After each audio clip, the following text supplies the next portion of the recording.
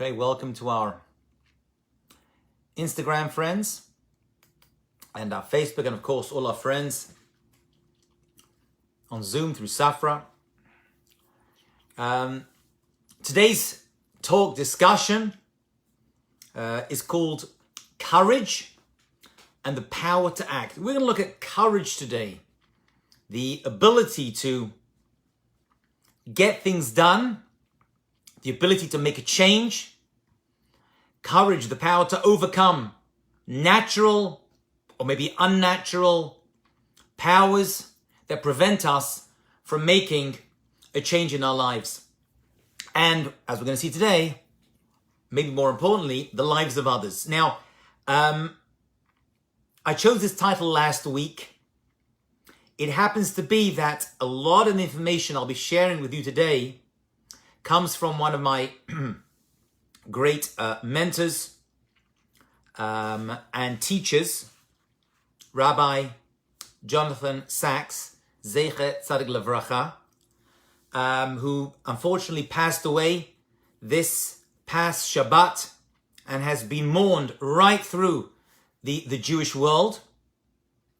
It happens to be that the Hashgacha would have it that a lot of the Torah that I'll be sharing with you today, actually a lot of the Torah that I teach in general comes from this extraordinary, brilliant, intellectual, genius, and tzaddik. You hear the stories and the outpouring of love that this individual, Rabbi Jonathan Sacks, Zecher Tzadik Levracha, engendered in people, and how beloved he was by all, by heads of state, royalty, and by many, many rabbis who looked upon him and his teaching for guidance, and by everyone else he could speak to. I mean, I was there a number of times when he spoke to high school children.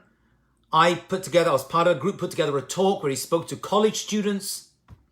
When he spoke to Birthright alumni, we had a talk at Fifth Avenue Synagogue. Actually, something very interesting. He went to speak at Fifth Avenue Synagogue in Manhattan, so called because it's on Fifth Avenue. And he stood there and said, "Now I understand the meaning of the expression, Saks Fifth Avenue." And he said that, and everyone burst out laughing, and that was it. He had everyone in the palm of his hands for the rest of his talk. He was an extremely brilliant individual. And again, it wasn't planned this way, but Hashem has his way. That let's discuss some of the ideas that he spoke about. And one of the things that he did speak about a lot was leadership. So we're going to talk about courage, the power to act. And we're going to do that through a very different prism. The idea of people influencing themselves and others in courageous acts. And what that means. It's also no coincidence that those who follow me on Facebook or Instagram, I spent the evening the other day with my rabbi's mother, Mrs. Frieda Berger. She lives in California, LA, and there was Sheva Brachot for her granddaughter, my rabbi's daughter, and I was asked to speak at the Sheva Brachot, which I did. Told a lot of great jokes, by the way. And then I sat down with this lady, a woman who went through the Holocaust, a woman with numbers on her arm.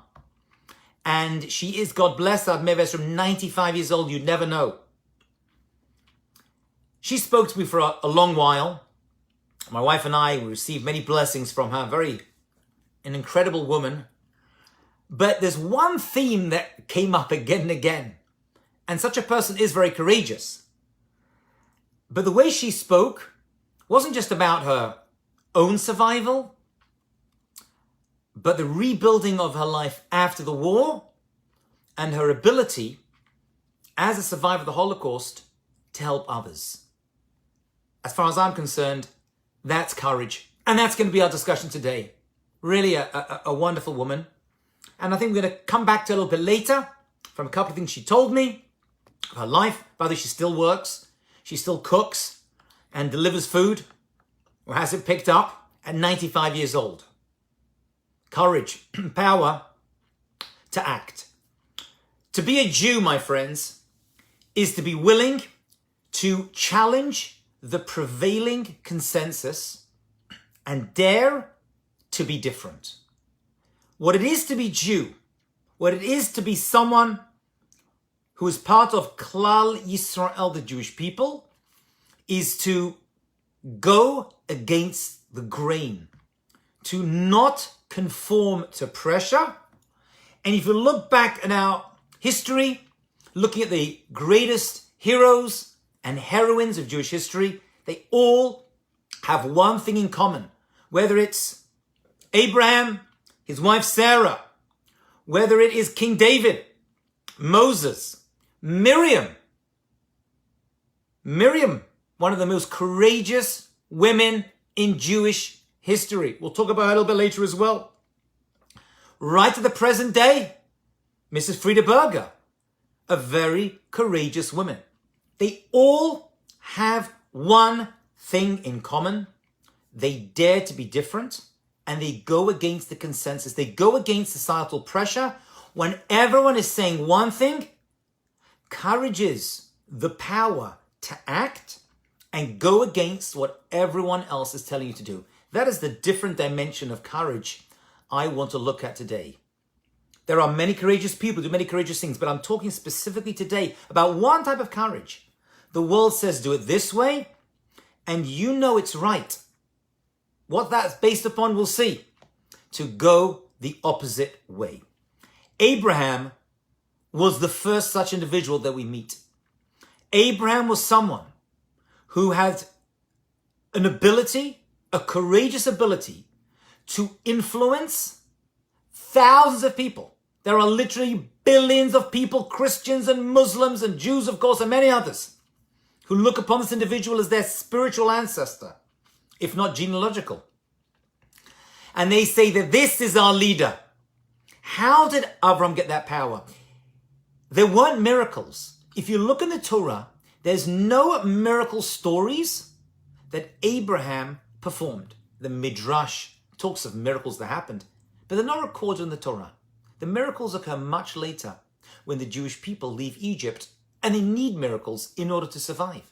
But Abraham has no miracles. He's also not identified as a prophet of God in the Torah. Was he a prophet? Yeah, our tradition tells us that he was. But you don't see that in the Torah either. So no miracles and no prophecy. And he's not described as a charismatic individual. By the way, neither was Moses. And yet, he had the ability, the courage to, without an army, without a nation, without miracles, without prophecy, he had the ability, Abraham, to influence thousands of people in his day and millions, if not billions, throughout world history without power. What was the source of this? Where did this come from? How are we meant to understand this? And what does it mean to us as Jews or people in society today? You know, in Judaism, we talk about three power groups.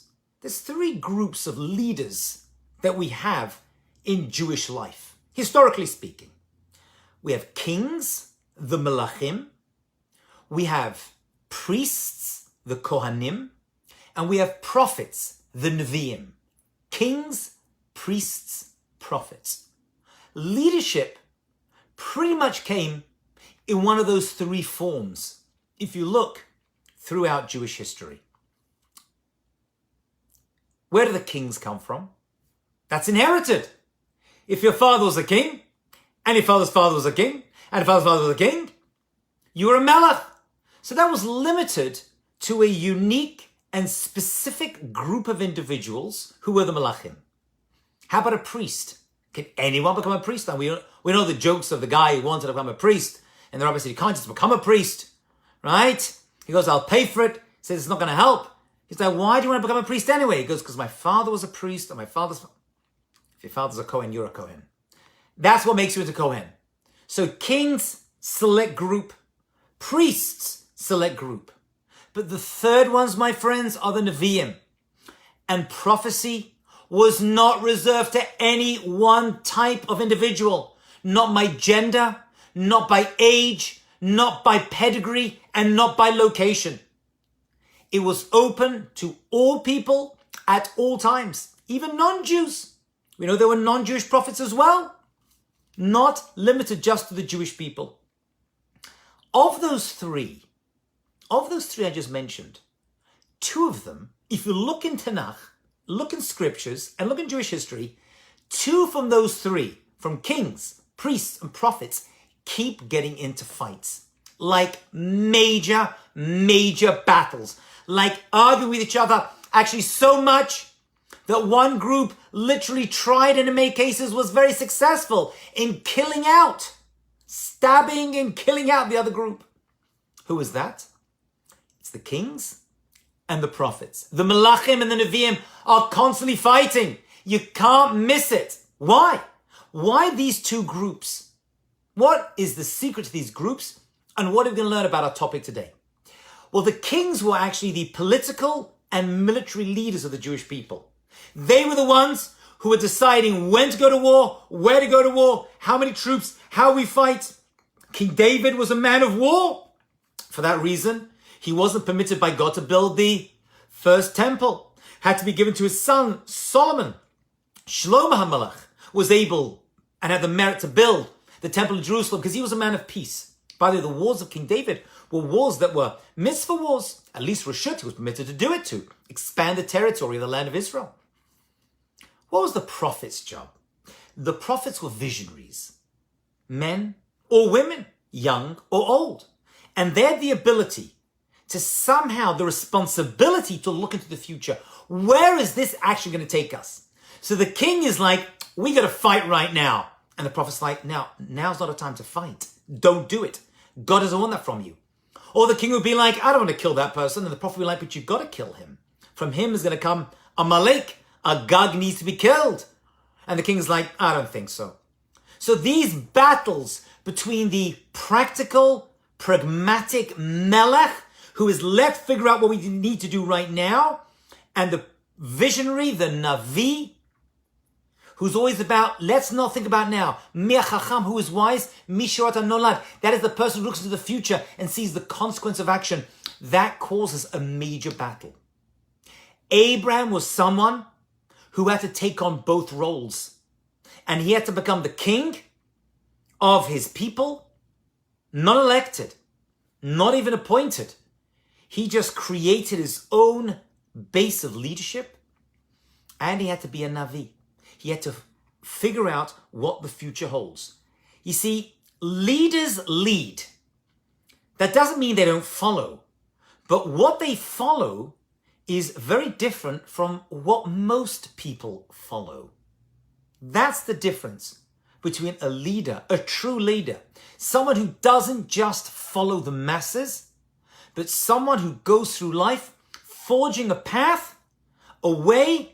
This is the courage of a true leader, which we all are, that's my point.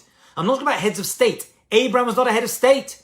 He created his own movement. They follow this inner voice, this call. They have a vision, not of what is, but what will be. And the idea of prophecy was it could be open to anyone at any time.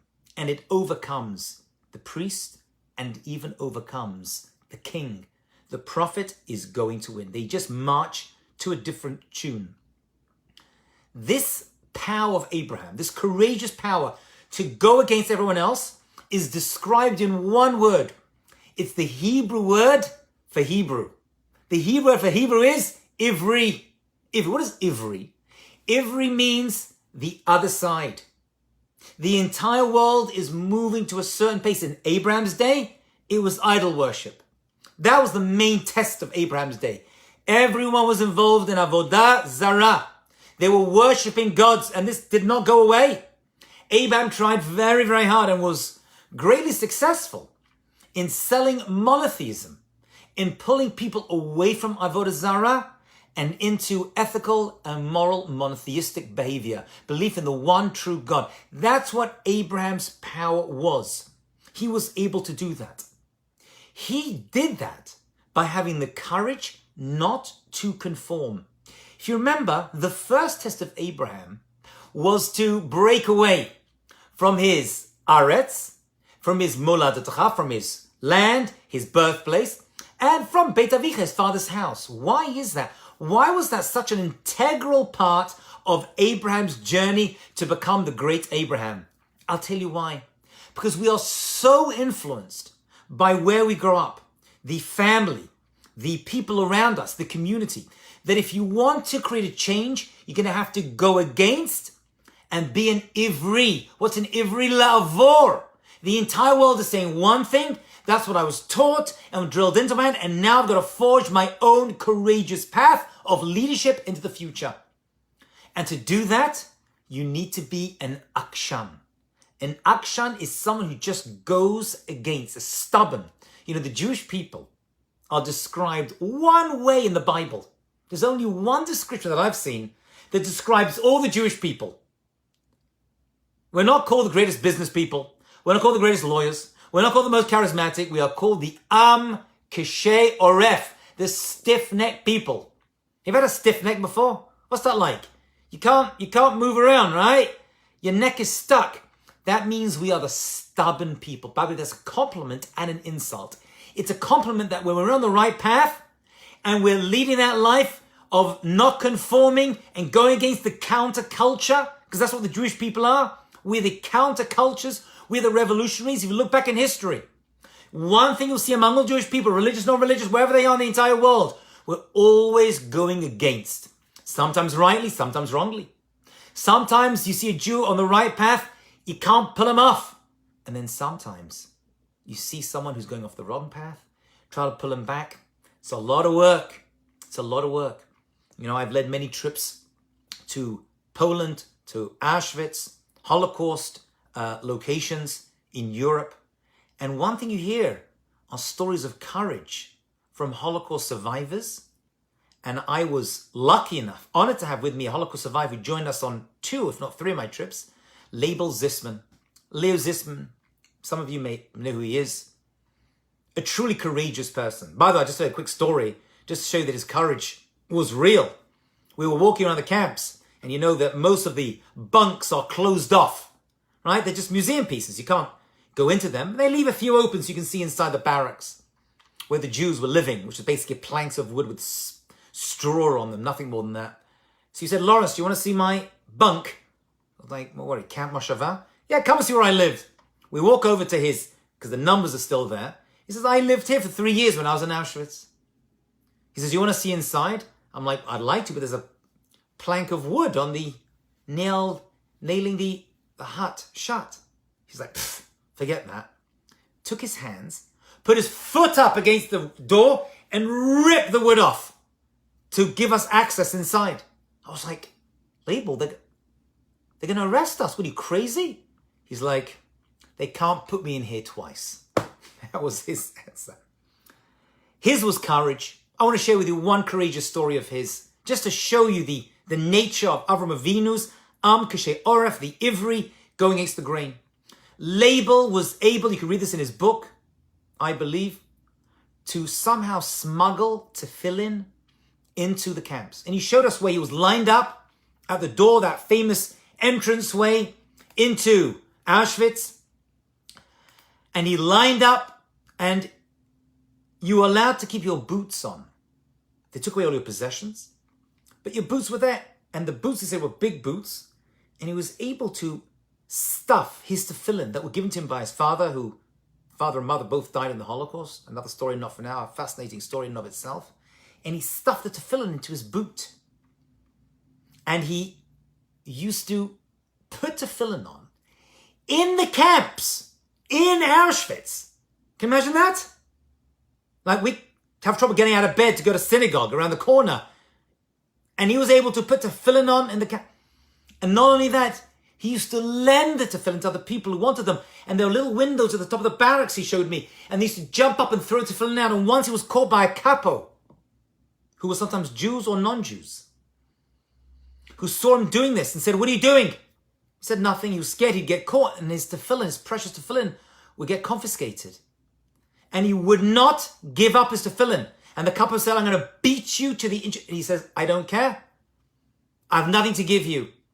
And he said they put him over. There's a middle section in the barrack, and they put him over it, and they took out a paddle, and he beat him so hard They had to sleep on his stomach for 3 weeks, so painful that he became unconscious, but he never gave it up. Where does this come from? Kishay Oref. That's courage. That's an action. The counterculture. Everyone was saying, just give it to him, give it to him. He's like, no, I'm not going to do it. That comes from the seed of Avraham Avinu. Kishay Oref. We are the counterculture. We do what isn't always popular. It's interesting that Abraham in Bereshit, Yudchet, Yutet, 1819, is told by God, teach your children and your household after you to follow the way of the Lord by doing what is right and just. So Rabbi Sachs points out, he wasn't told to do things that are popular. Abraham was told to do what's right and just. Don't follow the masses. There are times when you're going to have to figure out, using the power that's inherent in us, to do the right thing and not to follow the masses. To be a Jew is the person who is courageous, is my point, to challenge the prevailing consensus. What happens is that as societies and cultures and communities, we slip in. We slip into the prevailing nationalism around us, right? It was nationalism which led us into the First World War, into the Second. What is nationalism? People, not pride. You should all have pride in your country and your nation. What we're saying over here is that nationalism, which is that it is only us and we far exceed everybody else, right? This is what Nazi Germany, this is what's happening in North Korea, this is what's happening in Iran today. You'll notice they have something in common. These are people who are trying to break and bringing people in, and most people in the country just go with it, right? You hear rarely of individuals who go against this counterculture. That's courage is going against the prevailing customs, because deep down, you know they're wrong and you need to do something that is right, okay? And by the way, there were many symbols of power through history. The Egyptians had Ra, right? The Baal for the Canaanites, Chomesh for the Moabites, Zeus for the Greeks. Today we have terrorists with bombs. That's the idol worship of today. Those are the nationalistic societies, the dictatorships that many people are sucked into, just follow. I want to just read a few. I really, this is unbelievable. I didn't plan for this to happen, obviously. Right? I chose this topic, and it's a topic that Rabbi Sachs has spoken about. I want to just read his words to you, right? As we're still in the days after his passing. And he said like this, that is the conclusion, he says, that I've reached after a lifetime of studying our sacred texts. It is about how a nation can be formed on the basis of shared commitment and collective responsibility. That's courage, my friends. Sharing, other people, taking responsibility. Kol Yisrael arevim zeh b'zeh. Everyone is responsible for other people and showing commitment to it. It is about how to construct a society that honors the human person as the image and likeness of God. I'm not better than anyone else. We are all made b'tselem Elokim. It is about a vision. Courage is the vision, never fully realized, but never abandoned. You're never there. You never have a prophet who was there. Moshe Rabbeinu never fully reached Israel. Abraham never fully inherited the land in his lifetime. No one ever fully gets what they want. Of a world based on justice and compassion in which, as Isaiah the prophet says, chapter 11, verse 9, they will neither harm nor destroy on all my holy mountain, for the earth will be filled with knowledge of God as the waters cover the sea. That's a vision, of course, of the coming Mashiach. You know, since this is the week of women, Sarah Imenu, I spoke about last night, those that didn't catch the class, we spoke about how Sarah and Esther were two great queens of Jewish history, the queen of time and the queen of space, Sarah and Esther. I want to talk about a third great Jewish woman who unfortunately gets overlooked, but probably one of the greatest visionaries in world history, and that is Miriam. Without a Miriam, Moses' older sister, there would be no Moshe Rabbeinu. And we know that Paro was killing children. And so Miriam's parents, Amram and Yocheved, decided to split up said, we can't stay married. We can have no more children. Any children that come are going to be killed. Miriam persuaded her parents to stay together, saying, you're worse than Pharaoh. That's courage. Talk to your parents that way. Pharaoh just wants to kill the boys. You're not having children. You're killing the boys and the girls. And they said, you're right. And they remained married. And they, of course, had Moshe Rabbeinu. And then Miriam took a responsibility. Courage, responsibility. Everyone was refused to have kids. And Miriam said, have children. And of course, she saved her younger brother Moshe by putting him in the bulrushes. Found by Bati, the daughter of Pharaoh. And Moses became the great leader that we know. It doesn't stop there, though. Listen to this amazing aspect. Listen to the visionary power of a great female prophetess. When the Jewish people left Egypt, the Torah tells us, they left armed. Chamushim yalu. They left armed with weapons, ready to fight. They realized, hey, the Egyptians hate us. The rest of the world's going to hate us as well. As we walk through the Midbar, on our way to Eretz Yisrael, it's going to take us a few weeks. It took 40 years, but it'll be a few weeks. We're going to get attacked. So they prepared, says Rashi, Chamushim yalu, by arming themselves with weapons. But the Jewish women didn't do that. Miriam, the Torah itself goes out of there to tell us, brought musical instruments. So there are all the men coming out with swords and spears and shields or whatever weapons they were able to collect from the Egyptians and from their chariots. And Miriam is coming out with a tambourine, guitar, harp, whatever it was. Why? So Rashi comments as something unbelievable. You see, the men were visionaries. They were prepared for the battle that was about to come. But the Jewish woman has a greater insight of prophecy. And that was she saw that they were going to fight wars. She had faith in God that they were going to win the wars. And she took musical instruments so that when they would win these wars, they would be able to celebrate and pray with music and thank God for the victory. That is a visionary, and that's courage. Courage isn't always going to war. Courage is, I know we're going to win. I have faith in God. And the winning is going to lead to a great celebration. So the men were up in front, but the women were far in front of them as well. Miriam was one of the greatest visionaries in Jewish history. Without her, we wouldn't have a Moshe Rabbeinu. And without her, we wouldn't have survived the Egyptian Galus, because we know that in the merit of the great Jewish women, says the Gemara, Nigalim, we were redeemed. It was the Nashim Tzidkaniot, the great courageous women. Because in Egypt, the men were not willing to have sexual relations in order to bring children forth.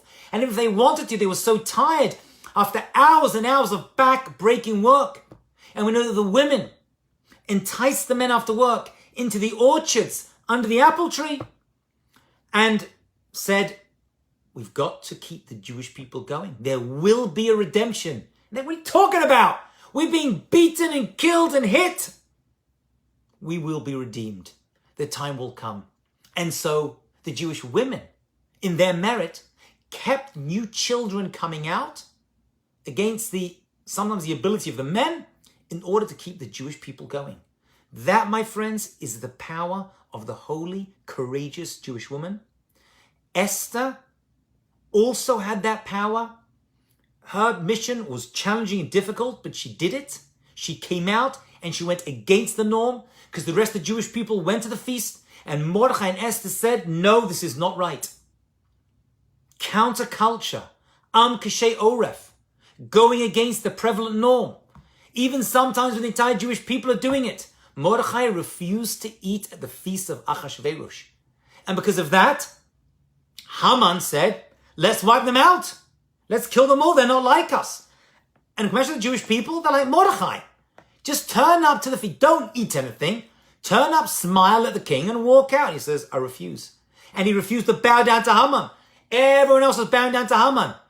And Mordechai said, no, that's not what I do. I am not from the bowers. And you can imagine how upset the Jews were. He wants to kill us because of you, Mordechai.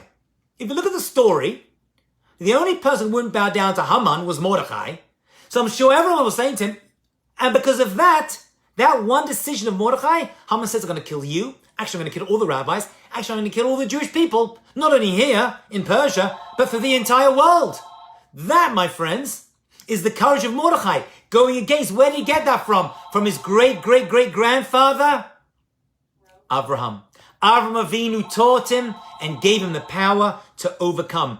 You know, dead fish. If you've ever seen a dead fish in the water, it just moves along with the tide. It moves along with the water. Live fish, you know a fish is alive in the water when it goes against the stream. When it goes back, like a salmon, back to where I came from. I got to figure out who I am as a Jew, what my tradition tells me, go back to my original source, and that's where I'm going to lead myself.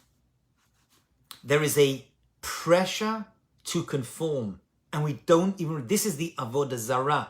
It takes a tremendous courage to resist that pressure. Abraham had to leave his home. It was an extremely difficult thing to do. He was extremely successful in Haran. He was ostensibly wealthy, and he had family, and he had thousands of followers, and Hashem said, you got to break it. You got to go against. And the movement of Abraham from Haran, outside of Israel, to Israel, and the movement of the Jewish people from Egypt into a Midbar desert, then Israel makes no sense. It's courage because nobody else was doing it. No one was leaving Egypt to go into an empty desert. That's insane. Egypt was the America of its day, right? People are fighting to get into America, right? Most of them are not leaving to third world war-ridden countries unless they're trying to make a difference. Okay? These are the two great journeys of Jewish history. The Jewish people from Egypt to a desert to Israel. And where do they learn? Where do they get the courage to do that from? From their great-great-great-great-grandfather and grandmother Sarah, who left Ur Kasdim and Haran, Iraq, and then Haran, Mesopotamia, and then make their way into the land of Israel. And by the way, when they got there, it didn't even make sense because there was a famine and they had to leave and go to Egypt. So even when you think you've won the battle, it doesn't even end over there. There was a very famous science experiment performed by an individual called Solomon Asch, which Rabbi Sachs brings down. And he assembled, and you've seen, I'm sure, many similar experiments, group of people, asked them a series of simple cognitive questions. He gave them a card with different lines on. And he says, is this line longer than this line? And there was a group. Everyone was in on the charade, except one person. So initially they're like, no, that line is longer than that one. And that line is longer than that one. But eventually everyone started to turn against the one individual. Like, no. This line, which was definitely shorter, I mean, you could just see it. This one's longer than the other one. And everyone who was in on the social experiment said, yeah, for sure. That one over there is longer, although it was an inch shorter than the others. And this person initially fought against it, but eventually just gave in, just went with the flow, like the dead fish. Go with the flow. Jewish people, by our nature, go against it. Not always rightly, we make big mistakes. Most of the isms in Jewish history have come from Jewish people. And many of them have worked out very, very badly for us and the world as well. So you've got to know what we are as a people, what we represent. But many people go through this. We just kind of go through it. This is the Avodah Zarah, the idol worship of our day. We invest ourselves in these people and we think they are our salvation. And Hashem always, eventually, pulls the rug and says, they are not your salvation. It's not going to come from them. It's going to come from a better, higher place. But you're going to have to show me you're willing to take the first step in order to fight it off. And we'll finish with what Rabbi Sachs, Zecher Tzaddik Livracha, finished with. The poet Robert Frost, in his words, as he put it, 2 roads diverged in a wood, and I took the one less traveled, and that made all the difference. The history of the Jewish people, the history of leadership, the history of power to have courage doesn't just come from people who flex their muscles, who start wars. For us, courage comes from personal control and from going against the prevalent culture that is dragging everyone else. Everyone says Avodah Zarah, and the Jewish people are the Ivriim. We are Avor. We're on the other side. That is genetically, spiritually downloaded into our DNA. And that's why you'll see so many Jewish people taking this divergent path, trying to figure out the road less traveled. Because that, my friends, is the derech of the Jewish people. I've overrun my time. Thank you all so much for joining me. And God willing, we'll pick this up next week with more ideas into self-improvement. Thank you. Have a great and wonderful, successful week.